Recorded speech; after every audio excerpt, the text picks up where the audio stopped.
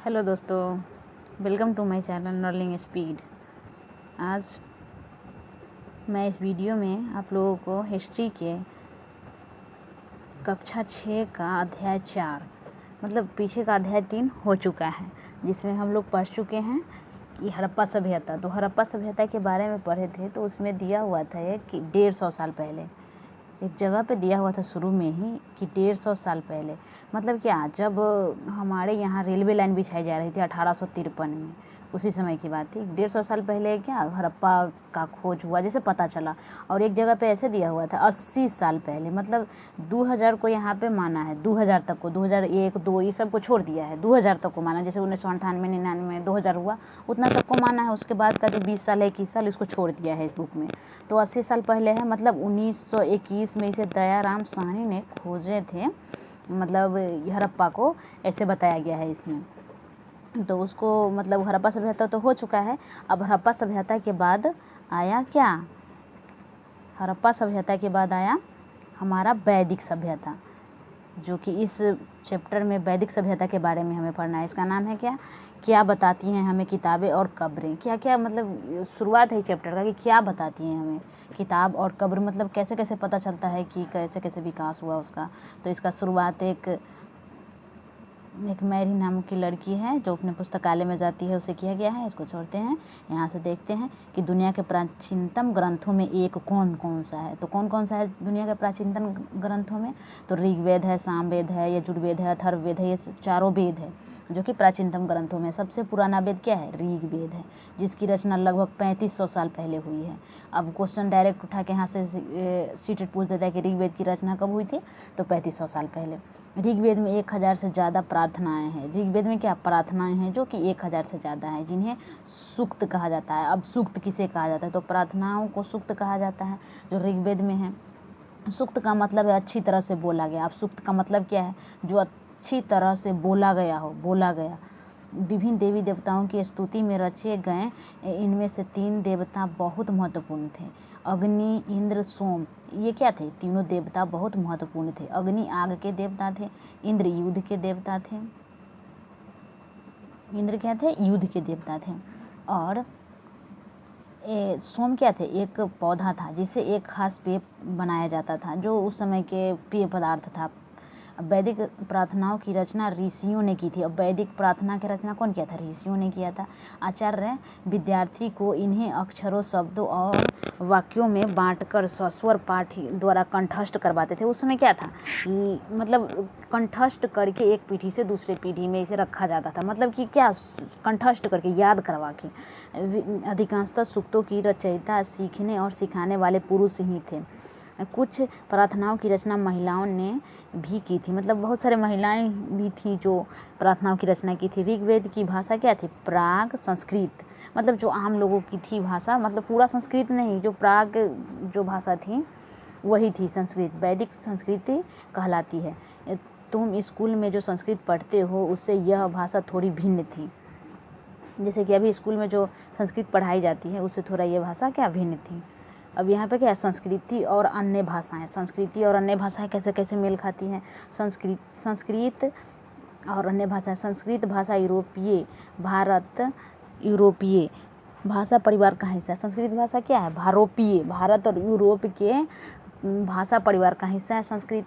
भारत के कई भाषाएं, असमिया, गुजराती, हिंदी, कश्मीरी, सिंधी, एशियाई भाषा जैसे फारसी तथा यूरोप की बहुत सी भाषाएं जैसे अंग्रेजी, फ्रांसीसी, जर्मन, यूनानी, इतालवी, स्पेनिश आदि इसी परिवार से जुड़ी हुई हैं, संस्कृत से ही। उन्हें एक भाषा परिवार इसलिए कहा जाता है क्योंकि आरंभ में उनमें कई शब्द एक जैसे थे। जैसे क्या है, मातृ को क्या संस्कृत में मातृ बोलते हैं, हिंदी में उसे माँ बोलते हैं, अंग्रेजी में क्या मदर बोलते हैं। इस सब को क्या तुम्हें इनमें कोई समानता नज़र आती है, बहुत सारी समानताएं हैं। उपमहाद्वीप में दूसरे भाषा परिवार की भी भाषाएं बोली जाती है। इस उपमहाद्वीप में क्या है, दूसरे भाषा परिवार की भी भाषाएं क्या बोली जाती थी भारत में। उदाहरण के लिए पूर्वोत्तर प्रदेश में तिब्बत वर्मा परिवार, और पूर्वोत्तर का जो क्षेत्र है जो चीन से सटा हुआ है उसमें क्या है, तिब्बत वर्मा परिवार की भाषाएं बोली जाती है। तमिल, तेलुगु, कन्नड़, मलयालम, द्रविड़ भाषा परिवार की भाषाएं जो कि क्या दक्षिण भारत में बोली जाती हैं। जबकि झारखंड और मध्य भारत के कई हिस्सों में बोली जाने वाली भाषा ऑस्ट्रा एशियाटिक परिवार हैं। जैसे कि भारत के भिन्न भिन्न हिस्सों में अलग अलग तरीके की भाषाएं क्या बोली जाती हैं। हम जिन किताबों को पढ़ते हैं वे लिखी और छापी गई हैं। ऋग्वेद का उच्चारण किया जाता था और श्रवण किया जाता था, न कि पढ़ा जाता था। मतलब ऋग्वेद का क्या उच्चारण किया जाता था और श्रवण मतलब सुना जाता था, पढ़ा नहीं जाता था। रचना के कई सदियों के बाद इसे पहली बार लिखा गया। मतलब इसकी जब रचना हुआ तो कई सदियों बाद इसे लिखा गया। मतलब पहले लोग क्या करते थे, लिखते नहीं थे, मतलब उसे कंठस्थ करके याद करके एक पीढ़ी से दूसरे पीढ़ी में रखते थे।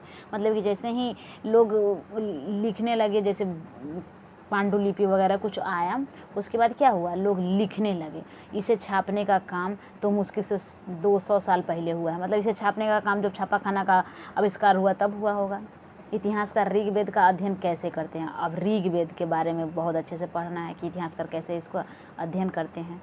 तो इतिहासकार पुरातत्ववेदाओं की तरह ही अतीत के बारे में जानकारी इकट्ठा करते हैं। इतिहासकार क्या करते हैं, पुरातत्ववेदा जो पुराने चीज़ों का अध्ययन करते हैं उसी की तरह ये क्या करते हैं, जानकारी इकट्ठा करते हैं इतिहासकार। लेकिन भौतिक अवशेषों के अलावा वे लिखित स्रोतों का भी उपयोग करते हैं। भौतिक मतलब जो दिखाई दे रहा है उसके अलावा ये लोग क्या करते हैं, कुछ लिखा हुआ मिला हो उसका भी ये इतिहासकार क्या करते हैं, अध्ययन करते हैं। चलो देखते हैं वे ऋग्वेद का अध्ययन कैसे करते थे। अब ऋग्वेद का अध्ययन कैसे करते थे। ऋग्वेद के कुछ सूक्त वार्तालाप के रूप में है। ऋग्वेद में जो कुछ बोला गया है वो क्या है, वार्तालाप के रूप में। जैसे कि गुरु शिष्य के समीप बैठ के कुछ वार्तालाप कर रहा है, उस तरीका से ऋग्वेद में कुछ मिला है। विश्वामित्र नामक ऋषि और देवियों के बीच पूजित 2 नदियाँ, विश्वामित्र और देवियों के बीच में पूजित 2 नदियाँ थी, ब्यास और सतलुज के बीच यह संवाद एक ऐसी ही सूक्त का अंश है। ये दोनों क्या आपस में संवाद कर रहे थे। अब यहाँ पर ऋग्वेद की पांडुलिपि का एक पन्ना, ऋग्वेद में एक पांडुलिपि जो हाथ से लिखा गया है वो मिला है। भुज वृक्ष की छाल पर लिखा गया है, यह पांडुलिपि है जो कश्मीर में पाई गई थी। लगभग 150 वर्ष पहले ऋग्वेद को सबसे पहली बार छापने के लिए इसका उपयोग किया गया था कि अब छाप देंगे इसको। इसी पांडुलिपि को देखकर अंग्रेजी अनुवाद तैयार किया गया। यह पांडुलिपि पुणे महाराष्ट्र के एक पुस्तकालय में सुरक्षित अभी भी रखा गया है। विश्वामित्र और नदियाँ, यहाँ पे जो आया है बातें उसका यहाँ जिक्र कर दिया गया है। विश्वामित्र और नदियाँ,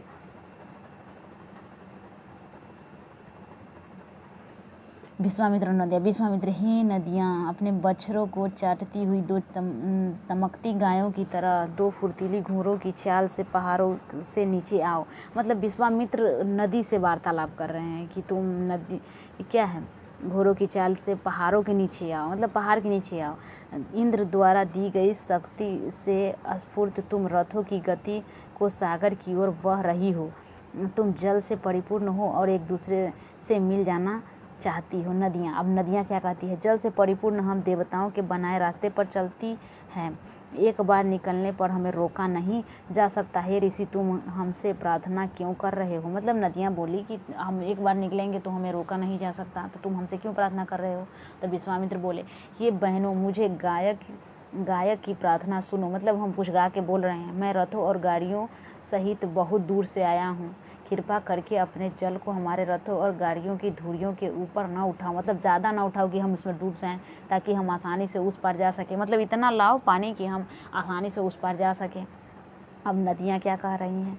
नदियाँ, तुम हमारी प्रार्थना सुनो जिससे तुम सब सुरक्षित उस पार जा सकते हो। इतिहासकार यह बताते हैं कि यह प्रार्थना उस क्षेत्र में रची गई होगी जहाँ ये नदियाँ बहती हैं। अब इतिहासकार कहते हैं कि यह जो कहानी है उस क्षेत्र में रचा गया होगा जहाँ पे नदियाँ बहती है। वे यह भी सुझाते हैं कि जिस समाज में ऋषि रहते थे वहाँ घोड़ों और गायों को बहुत महत्व। अब ऋग्वैदिक काल पढ़ रहे हैं हम लोग, तो क्या था उस समय ऋषि मुनि तो बहुत पहले से थे ही, लेकिन इस समय कुछ ज़्यादा थे। तो इस समय क्या था, गाय का बहुत ही महत्व था। गाय, रथ वगैरह इस सब का क्या था, महत्व बहुत ज़्यादा था। इसलिए नदियों की तुलना घोड़ों और गायों से की गई है। ऋग्वेद की प्रार्थनाओं में अन्य दूसरी नदियाँ, खासकर सरस्वती, सिंधु और उसकी सहायक नदियों का भी जिक्र है। गंगा और यमुना का उल्लेख सिर्फ एक बार किया गया है। मतलब ऋग्वेद में क्या है, गंगा और यमुना का उल्लेख सिर्फ एक बार है, लेकिन मतलब सरस्वती, सिंधु की जो नदी है इसका उल्लेख बहुत बार किया गया है।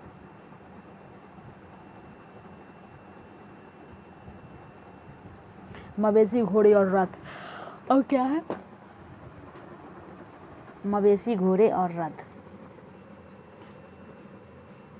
तो ऋग्वेद में मवेशियों, बच्चों, खासकर पुत्रों और घोड़ों की प्राप्ति के लिए अनेक प्रार्थनाएं। अब ऋग्वेद में क्या था? बच्चों की मतलब क्या, बच्चों को प्राप्त करने के लिए, या बच्चे नहीं हो रहे हैं किसी को, या घोड़े को प्राप्त करने के लिए, उसके लिए यज्ञ हुआ करता था। यज्ञ की बहुत महानता थी ऋग्वैदिक काल में। घोड़ों को लड़ाई में रथ खींचने के काम में लाया जाता था। घोड़ों को क्या किया जाता था? लड़ाई में रथ खींचने के काम में लाया जाता था। इन लड़ाइयों में मवेशी जीत कर लाया जाता था। लड़ाई वैसे ज़मीन के लिए भी लड़ी जाती थी, ज़मीन के लिए भी लड़ी जाती थी, जहाँ अच्छे चारागाह हो या जहाँ पर जौ जैसी जल्दी तैयार होने वाली फसलें हो वहाँ उसके लिए भी लोग लड़ते थे। पानी के स्रोत के लिए भी लोग क्या करते थे? बंदी बनाने के लिए भी लड़ाई लड़ी जाती थी। लोगों को बंदी बना के लाएंगे, उससे क्या करवाएंगे? काम करवाएंगे। युद्ध में जीते गए धन का कुछ भाग सरदार रख लेते थे और कुछ हिस्सा पुरोहित को दे दिया जाता था। मतलब पुरोहित जो पूजा वूजा कराने वाले थे उसको शेष धन क्या था? आम लोगों में बांट दिया जाता था। कुछ धन यज्ञ करने के लिए प्रयुक्त होता था। यज्ञ की आग में आहुति दी जाती थी। ये सब वैदिक काल की बातें हैं। वैदिक काल मतलब वैदिक काल को 2 भागों में बांटा गया था, उत्तर वैदिक काल और क्या था? ऋग वैदिक काल और उत्तर वैदिक काल। ऋग वैदिक काल जो सिर्फ ऋग्वेद की रचना हुई थी, उत्तर वैदिक काल जिसमें 3 वेद की रचना हुई थी। ये आहुतियाँ देवी देवताओं को दी जाती थी। मतलब जो आहुति था वो देवी देवताओं के नाम से दी जाती थी। घी, अनाज, ये सब का क्या आहुति दिया जाता था। कभी कभी जानवरों को भी आहुति दे दिया जाता था। अधिकांश पुरुष इन युद्धों में भाग लेते थे। मतलब युद्ध में ज़्यादातर पुरुष ही भाग लेते थे। कोई अस्थाई सेना नहीं होता था। जो अस्थाई सेना नहीं था, जो कबीले के लोग थे वो जाकर लड़ते थे, लेकिन जो सभाओं में मिलते जुलते थे और युद्ध व शांति के विषय से में सलाह मशवरा करते थे, वहाँ ये ऐसे लोगों को अपना सरदार चुनते थे जो बहादुर और कुशल योद्धा हों। मतलब कि ये लोग ऐसे सरदार चुनते थे जो क्या वो बहादुर हो और कुशल हो, योद्धा हो, जो इसे लड़कर कुछ ला सके। मतलब कोई आक्रमण करे तो इसकी रक्षा कर सके उन लोगों की। ऐसे लोगों को ये लोग क्या चुनते थे? सरदार चुनते थे। लोगों की विशेषता बताने वाले सब। अब लोगों की विशेषता क्या बताएगा? लोगों का वर्गीकरण। अब लोग क्या विशेषता बताएगा कि वर्गीकरण मतलब कैसे कैसे समुदाय, परिवार, भाषा कौन सा था, कहाँ पे रहते थे, ये सारी चीज़ें हैं। लोगों का वर्गीकरण काम, भाषा, परिवार, समुदाय, निवास स्थान या संस्कृति परंपरा के आधार पर किया जाता था। अब लोग का वर्गीकरण कैसे किया जाता था? अलग अलग कैसे किया जाता? काम के आधार पर, कौन से परिवार से आता है, कौन से समुदाय से आता है, कहाँ पे रहता है, क्या से संस्कृति है उसकी, इसके आधार पर लोगों को बांटा जाता था। ऋग्वेद में लोगों की विशेषता बताने वाले कुछ शब्द को देखो। ऐसे दो शब्द हैं जिनका वर्गीकरण काम के आधार पर किया जाता था। पुरोहित, जिन्हें कभी कभी ब्राह्मण कहा जाता था, तरह तरह के यज्ञ और अनुष्ठान करते थे। पुरोहित क्या थे? ब्राह्मण कहे जाते थे और यज्ञ और अनुष्ठान करवाते थे। और दूसरे लोग थे राजा, और दूसरा क्या था? दूसरा राजा था। ये राजा वैसे नहीं थे जिनके बारे में तुम बाद में पढ़ोगे। ये राजा वैसे नहीं थे जो हम बाद के जो चैप्टर है जिसमें पढ़ेंगे, वैसे राजा नहीं थे। ये न तो बड़ी राजधानियों और महलों में रहते थे। ये वैसे राजा नहीं थे जो बड़े राजधानी महल वगैरह में रहे, बहुत सारे सेना हो, इसके पास अस्थाई, इसके पास अस्थाई सेना था। न इनके पास सेना थी, न ये कर वसूलते थे, कर उर नहीं सुनते थे। पराया राजा की मृत्यु के बाद उनका बेटा अपने आप ही शासक नहीं बन जाता था। मतलब वैसा राजा नहीं था। ये एक अपने तरीके से लोग, ये कहे तो आधा लोकतंत्र ही मान लेते हैं, क्योंकि अपने तरीके से लोग चुनते थे कि जो कुशल हो, अच्छा हो, जो लोगों को बीच मतलब पॉपुलर हो, ऐसे लोगों को ये लोग क्या अपना सरदार चुनते थे कि मतलब ये रक्षा कर सके। मतलब ये था कि वंशानुगत राजा नहीं बन जाए, ना अस्थाई सेना रखते थे, न ये महल में रहते थे। मतलब ये था कि ये मतलब लोगों के बीच ही रहते थे और लोगों की देखभाल करते थे। ऐसा राजा थे वैदिक काल में। अब क्या है, पिछले अनुभाग को एक बार फिर पढ़ो और यह पता लगाने की कोशिश करो कि राजा क्या करते थे। अब राजा के लिए, राजा तो यही सब करते थे, लोगों की रक्षा। जनता या पूरे समुदाय के लिए 2 शब्दों का इस्तेमाल होता है। जनता के लिए क्या, जनता या पूरे समुदाय के लिए 2 शब्द का इस्तेमाल होता था। एक था जन जिसका प्रयोग हिंदी या अन्य भाषाओं में आज भी करते हैं।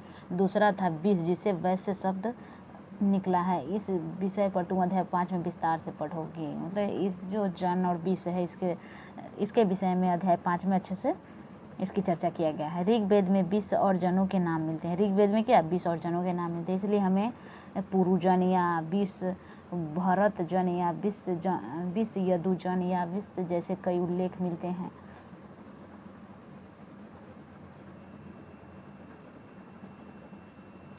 जिन लोगों ने इन प्रार्थनाओं की रचना की वे कभी कभी खुद को आर्य कहते थे। अब ये लोग आर्य कहते थे तथा अपने विरोधियों को दास या दर्शियु कहते थे। दर्शियु वे लोग थे जो यज्ञ नहीं करते थे। दर्शियु लोग, दास लोग यज्ञ नहीं करते थे और शायद दूसरी भाषा बोलते थे। बाद के समय में दास स्त्रीलिंग दासी शब्द का मतलब गुलाम हो गया। बाद के जो समय आया उसमें क्या दास शब्द गुलाम हो गया। दास वे स्त्री और पुरुष होते थे जिन्हें युद्ध में बंदी बनाकर क्या लाया जाता था। उन्हें उनके मालिक की जायदाद माना जाता था। जो भी काम मालिक चाहते थे उन्हें वह सब करना पड़ता था। मालिक के अंडर में रहना पड़ता था। जो मालिक कहेंगे वो काम इसे करना पड़ता था। जिस युग में उपमहाद्वीप के उत्तर पश्चिम में ऋग्वेद की रचना हो रही थी, उत्तर पश्चिम में हो रही थी, उसी समय दूसरी जगह पर एक अलग तरह के विकास हो रहा था। वहाँ देखो वहाँ क्या हो रहा था, जैसे कि उत्तर इधर हुआ, दक्षिण पश्चिम पूर्व। तो उत्तर और क्या बोला ये उत्तर पश्चिम इस तरफ क्या था, ऋग्वेद की क्या रचना हो रहा था।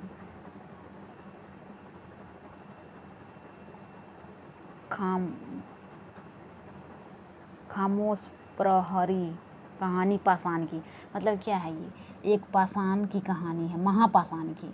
ये शिलाखंड महापाषाण बड़ा पत्थर, मतलब महा मतलब क्या बड़ा, पाषाण मतलब पत्थर के नाम से जाने जाते हैं। ये पत्थर दफन करने की जगह पर लोगों द्वारा बड़े करीने से लगाए गए हैं। महापाषाण कब्रें बनाने की प्रथा लगभग 3000 साल पहले शुरू हुई थी। यह प्रथा दक्षिण भारत मतलब दक्षिण भारत में महापाषाणी संस्कृति मिली है। उत्तर पूर्व भारत और कश्मीर में प्रचलित है। उत्तर पूर्व भारत मतलब इधर, और क्या दक्षिण भारत और कश्मीर में क्या ये सारी चीज़ें मिली हैं, महापाषाणी संस्कृति। कुछ महत्वपूर्ण महापाषाणिक पुरास्थल मानचित्र जो पिछला दूसरा चैप्टर है उसमें दिखाया गया है। कुछ महापाषाण जमीन के ऊपर ही दिखाए जाते हैं, कुछ महापाषाण जमीन के भीतर भी होते हैं। कई बार पुरातत्वविदों को गोलाकार सजाए गए पत्थर मिले हैं। अब कई बार पुरातत्वविद जो खोद के निकाला है कुछ चीज़, उसमें गोलाकार सजाए हुए पत्थर मिले, जो यहाँ पे दिखाया गया है कि कैसे कैसे गोलाकार यहाँ से पत्थर सजाया हुआ है, पत्थर मिला है। कई बार अकेला खड़ा हुआ पत्थर मिला है। ये ही एकमात्र प्रमाण है जो ज़मीन के नीचे कब्रों को दर्शाते हैं। मतलब कि ज़मीन के नीचे कब्रों को दर्शाने का ये एक मात्र प्रमाण है। महापाषाण के निर्माण के लिए लोगों को कई तरह के काम करने पड़ते थे। हमने जो कार्यों की सूची बनाई है उन्हें क्रमबद्ध करो।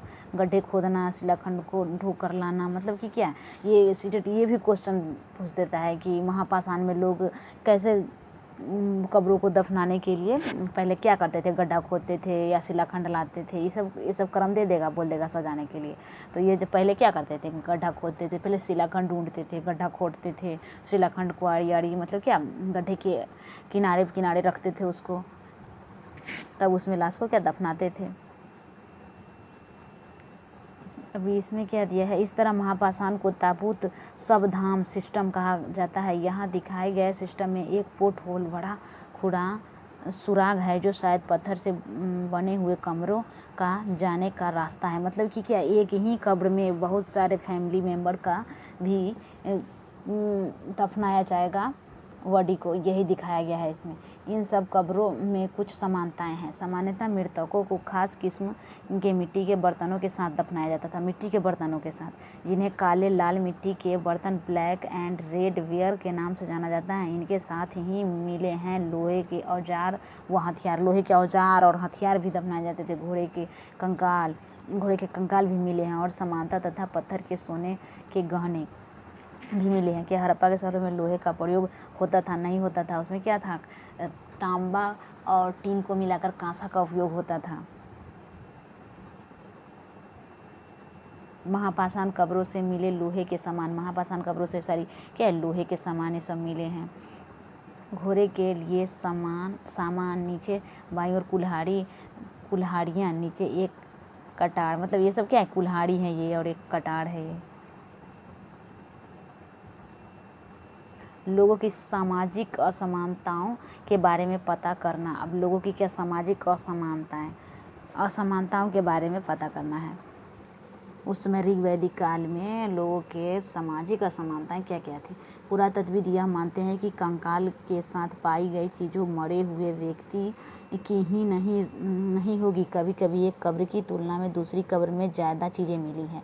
अब एक कब्र की तुलना में दूसरी कब्र में ज़्यादा चीज़ें मिली हैं, मतलब इससे स्पष्ट होता है कि सामाजिक असमानताएँ थी, क्योंकि जो सरदार लोग होगा वो क्या करेगा, उसके पास तो ज़्यादा चीज़ें जाएंगी उसके कब्र में, उसका कुछ दास जाएगा और उसके पास कुछ खाने पीने की चीज़ें औजारें जाएंगी, और जो आम लोग होगा उसके पास तो ये सब चीज़ें नहीं जाएंगी ना।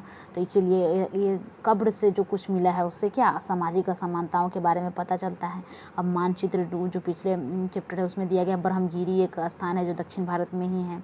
यहाँ एक व्यक्ति के कब्र में 33 सोने के मनके मिले हैं, मनके और शंख पाए गए हैं। दूसरे कंकालों के पास सिर्फ कुछ मिट्टी के बर्तन मिले। अब दूसरा जो कंकाल मिला है उसमें सिर्फ मिट्टी के बर्तन मिला है, तो बेचारा गरीब रहा होगा, ये सरदार रहा होगा, इसलिए इतना सोना वोना लेके गया होगा, मतलब लोग दफना दिए गए होंगे। यह दफनाए गए लोगों की सामाजिक स्थिति में भिन्नता को दर्शाता है। कुछ लोग अमीर थे तो कुछ गरीब, कुछ लोग सरदार थे तो कुछ अनुयायी।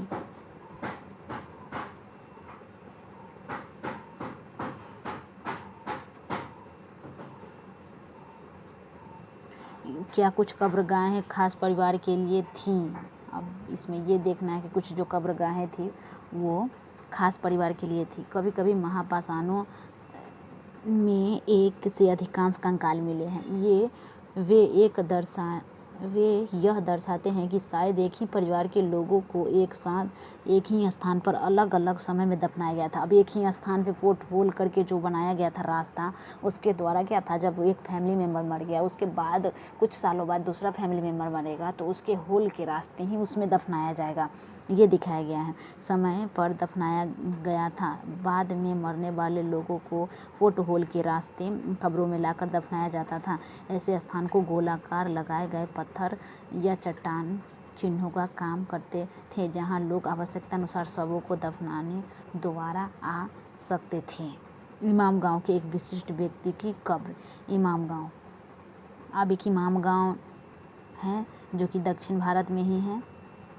वहाँ पर क्या दिया गया है कि एक भीमा की सहायक नदी है।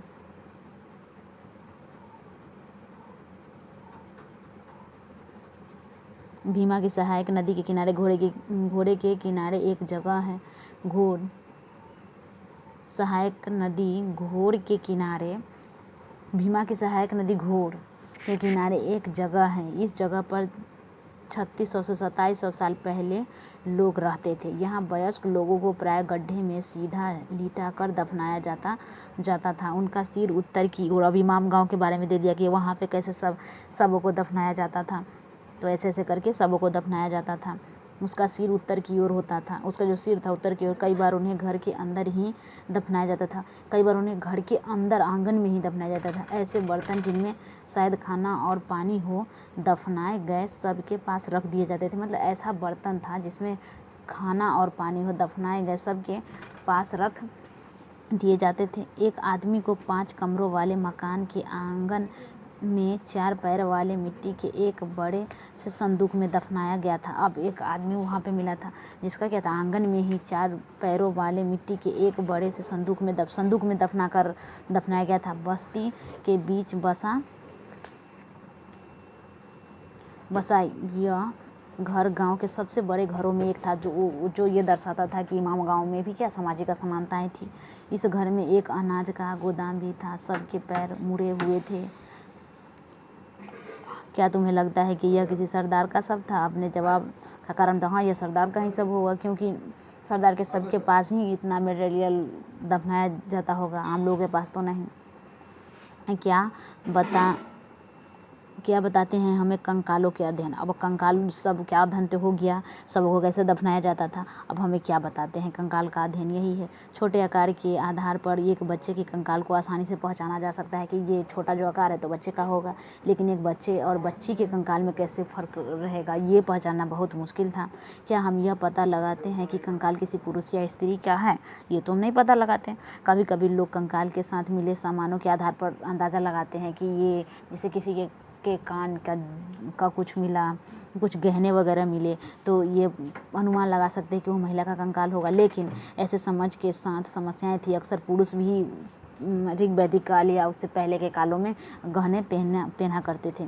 कंकाल का लिंग पहचानने का बेहतर तरीका उसकी स्त्रियों की जांच थी, जो कि महिलाएं बच्चे को जन्म देती थी, इसलिए उसका कट्टी प्रदेश या कुल्हा पुरुषों से ज़्यादा क्या था, बड़ा था। इससे पहचाना जा सकता था कि वो महिला का है या पुरुष का है। तो ये जो तरीका था ये ठीक था। ये समझ कंकालों के आधुनिक अध्ययन पर आधारित है। मतलब ये जो आधुनिक अध्ययन पर आधारित है, आज से लगभग 2000 साल पहले चरक नाम के प्रसिद्ध वैद्य थे। उन्हें चिकित्सा शास्त्र पर चरक संहिता नाम की कविता लिखी। अब ये भी क्वेश्चन दे देता है कि चिकित्सा शास्त्र पर चरक संहिता नाम की किताब किसने लिखी, तो चरक ने लिखी। वे कहते हैं कि मनुष्य के शरीर 360 स्त्री हड्डियों से बनी है, मतलब 360 हड्डियों से बनी है। आधुनिक शरीर रचना विज्ञान की 206 हड्डियों से काफ़ी ज़्यादा है। मतलब कि अभी का जो ये है 206 है, उस समय क्या था 360 वो बताए थे। संभवतः चरक ने अपनी गिनती में दांत स्त्रियों की जोड़ और कटिलेज को जोड़कर यह संख्या बताई थी। इतनी विस्तृत जानकारी कैसे इकट्ठी हो गई होगी, ये तो बहुत मुश्किल है। इतना अच्छे से जानकारी इकट्ठा करना एक मतलब वैद्य का ही काम होगा। उस समय के अपने ज़माने के डॉक्टर होंगे।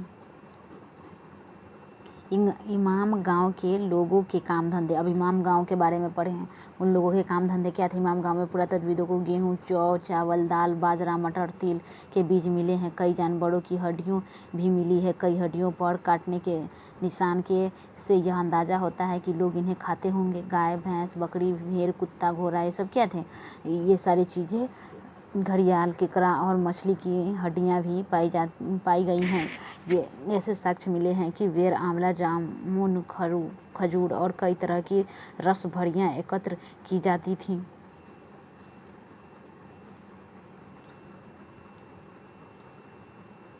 अन्यत्र मतलब कि इस चैप्टर में या इस बुक में बोले तो जब ऋग्वेद की रचना हुई या ऋग्वैदिक काल चल रहा था, अन्यत्र भी कुछ हो रहा था, मतलब पूरे विश्व में।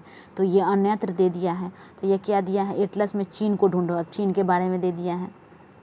लगभग 3500 साल पहले हम यहाँ की लेखन कला के सबसे पुराने उदाहरण पाते हैं। अब लेखन कला का सबसे पहला उदाहरण है, यह जानवर की हड्डियों पर लिखा गया था। अभी जानवर की हड्डी पर लिखा गया था। इन्हें भविष्यवाणी करने वाले हड्डियाँ कहा जाता था, क्योंकि यह मान्यता थी कि ये भविष्य बताती है।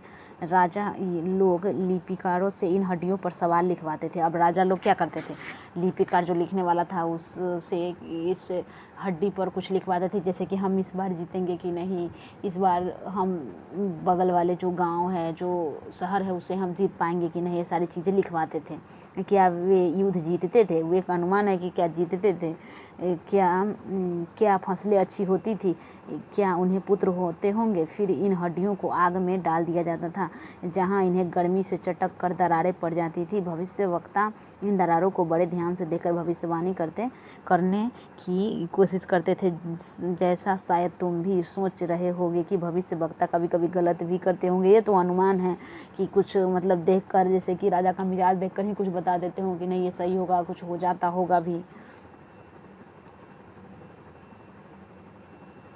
ये राजा शहरों में महल बनाकर रहते थे। मतलब उस समय के जो राजा थे वहाँ पे चीन में उस समय महल बना कर रहते थे। लेकिन हम लोगों ने इस चैप्टर में पढ़ा है कि नहीं, इस समय के राजा महल में नहीं रहते थे, लोग आम लोगों के बीच रहते थे। उसके पास अस्थायी सेना नहीं था, यहाँ उन्हें बेशुमार दौलत इकट्ठा कर ली थी। मतलब यहाँ के जो राजा थे बेशुमार दौलत इकट्ठा नहीं करते थे, जिन्हें बड़े बड़े नक्काशी किए हुए कांसे के बर्तन शामिल थे। लेकिन वे लोहे का इस्तेमाल करना नहीं जानते थे, जो चीन के लोग थे। कल्पना करें, ये क्या है, बस ऐसे भी देख लेते हैं। उपयोगी शब्द आया है वेद, प्रार्थना, भाषा, रथ, यज्ञ, राजा, दास, महापाषाण, कब्र, कंकाल, लोहा। अब इसमें क्या है, सूक्त है। तो सूक्त के बारे में मिलान करने वाला है। सूक्त के बारे में अच्छी तरह से बोला गया। रथ युद्ध में प्रयोग किया जाता था, और यज्ञ क्या था, अनुष्ठान। और दास महापाषाण में क्या था, दास गुलाम थे, दास। और महापाषाण में सजाए गए पत्थर। वाक्यों को पूरा करे, इसमें क्या है,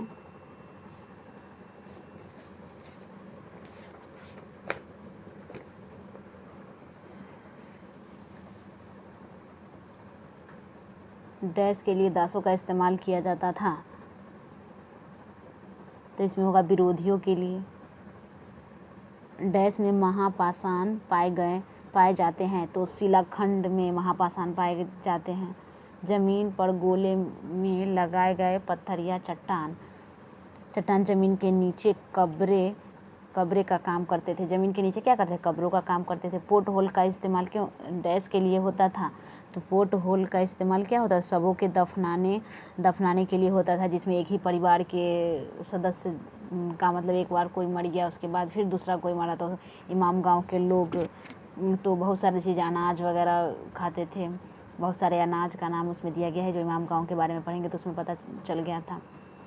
इसमें क्या है, कुछ महत्वपूर्ण तिथियाँ है, जैसे वेद की रचना प्रारंभ कब हुई, 3500 साल पहले। मतलब ये सारी चीज़ें सीटेट पूछ देता है कि कब हुआ, यहीं से उठाकर। महापाषाणों के निर्माण की शुरुआत कब हुई, 300 साल पहले। इमाम गांव में कृषकों का निवास 3600 से 2700 साल पहले। चरक लगभग 2000 साल पहले। ये सारी चीज़ें हैं। अब यहाँ पे क्या है, कुछ आज हम जो किताबें पढ़ते हैं ऋग्वेद से कैसे भिन्न है, मतलब कुछ चर्चा है कि पुरातत्वविद कब्रों में दफनाए गए लोगों के बीच सामाजिक अंतर का पता लगाइए। मतलब जो कब्र में जो कुछ निकला है उससे सामाजिक अंतर तो था ही। जैसे किसी कब्र में बहुत सारा चीज़ें वगैरह निकलती थी, किसी कब्र में सिर्फ मिट्टी के बर्तन निकलते थे। तो यही है, एक राजा का जीवन दास या दासी के जीवन से कैसे भिन्न था। एक राजा तो राजा था, दास तो क्या करता था, जो राजा बोलेगा वही करेगा, तो इससे भिन्न था।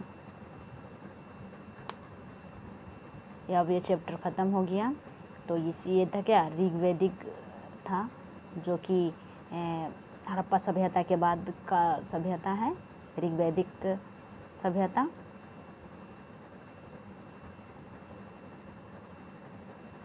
इसको अच्छे से पढ़ लीजिएगा 2-3 बार, तो ये सारी चीज़ें समझ में आ जाएंगी।